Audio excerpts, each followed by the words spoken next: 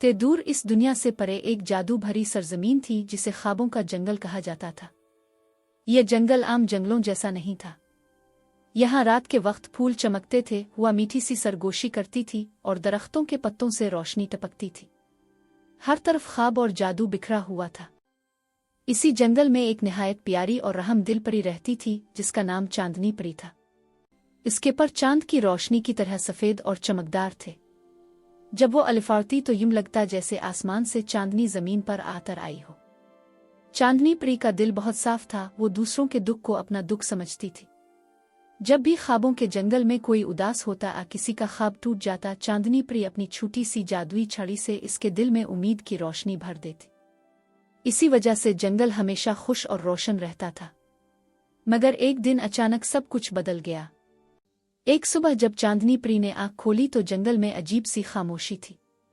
ना फूल मुस्करा रहे थे, ना परिंदे गाना गा रहे थे।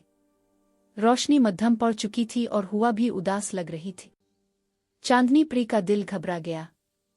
जल्द ही इसे मालूम हुआ कि जंगल का सबसे कीमती खजाना ख्वाब क्रिस्टल गायब हो चुका है।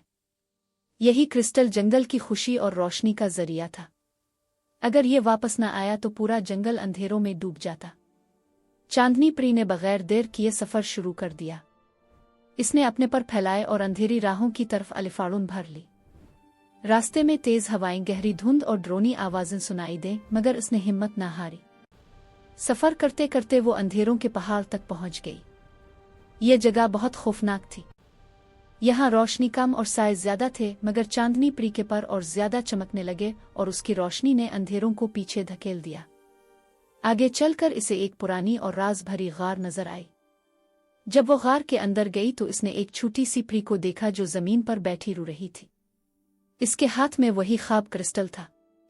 चांदनी परी ने नरमी से पूछा, तुम रो क्यों रही हो? छोटी परी ने आंसुओं के साथ जवाब दिया, मैं बहुत अकेली हूं। मेरा कोई दोस्त नहीं। मैंने सिर्फ थोड़ी सी खुशी चाही थी। चांदनी परी का दिल भर आया।